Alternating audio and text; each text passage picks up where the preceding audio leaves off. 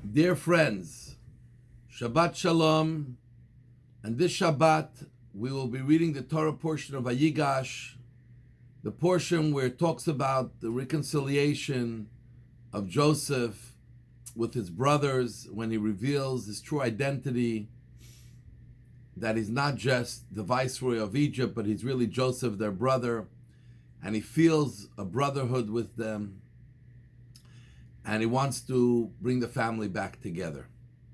So he tells them, go back up to Israel, bring our father, your wives, your children, and let's be together. And I'll give you a special place in Egypt where you can live together as a family and prosper. And one of the things that Joseph made sure to send with them is wagons. He sent wagons. Now, Jacob's family was wealthy. They had wagons. Why did Joseph send wagons? So we are told that Joseph was trying to send a message to his father. His father is going to hear that his son, who has been missing for 22 years, Joseph, is alive. And when his father heard the news, initially, he couldn't believe it. But at the same time, he was thinking, my Joseph is alive, but is he still my Joseph? Is he still Joseph, the son of Jacob, the grandson of Isaac, the great-grandson of Abraham? Does he still hold on to the Jewish ways while living in Egypt, especially as a ruler in Egypt, as such a powerful person?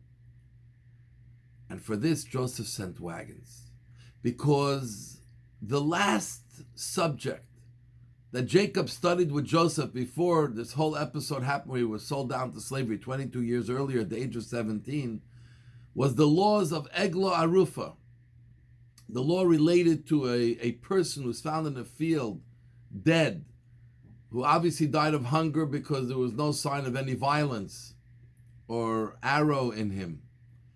But we're not sure whose fault it is that he wasn't fed, because we as Jews are responsible for our brothers. So they take a measuring tape and they measure where's the closest city.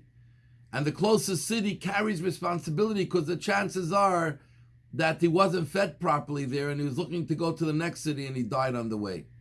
And the elders and the leaders have to come out and atone, and they bring an egla arufa, they bring a calf, which they kill from behind its neck, and to allow the blood to flow. And this is an act of atonement with various things that they have to say to express their regret that their city did not take care of this person. So Eglah in Hebrew and Agala, a wagon, carry the similar letters. So Joseph sent the wagons to his father to say, Dad, I'm not just alive. I have been living with everything you have taught me. Specifically, the last subject matter that we learned is so vivid in my mind that 22 years later, it's at the top of my mind, and I'm sending you a reminder of our last subject we learned. Joseph is not just alive, but Joseph the Jew is very alive. How did he remain alive as a Jew? Because he lived with the teachings, with the Torah that he studied with his father during his youth.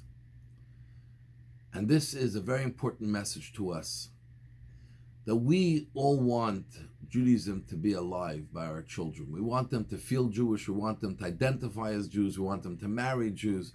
But the question is, how do we make it happen? Is putting them on a birthright trip to Israel or sending them to Marsh of the Living, is that going to make it happen? Is even putting them in a Jewish camp going to make it happen? Jewish school? What is the key? Is Friday night dinners? Is Rosh Hashanah, high holidays in synagogue? What is the key to making sure our children feel Jewish? And there's only one thing throughout the centuries, throughout the millennium, that has kept Jews Jewish, and that is the Torah. The Torah has been the only thing that throughout the generations, no matter what situation we have been in, no matter where we have lived, that has kept us going as a Jewish people and kept generations holding on to the same identity. And that's why it's so important to study Torah. It's so important to impart the knowledge of Torah. Real discussions, not just stories, not hearsay, but real study, real knowledge. Knowledge that is riveting, knowledge that is powerful, that is historic, that is moving, that is intelligence. But it's the knowledge of Torah that is what keeps us going. And obviously, once we have the knowledge, it inspires us to do the mitzvot of the Torah as well. So it's important for ourselves to be examples to our children and grandchildren, and for our children and grandchildren, to learn Torah all the time, even a minute a day. Obviously, you have to give some real time to advance in your knowledge, but even a little bit a day. And today, through the internet and all other forms of communication, you don't even have to be there, and you can learn Torah. Make use of it, and you will see that this will give you life and will keep you alive and will keep everyone around you alive with Judaism all the time. So Shabbat Shalom. May God bless you. We love you all. Candlelighting time in Montreal, 3:52 p.m.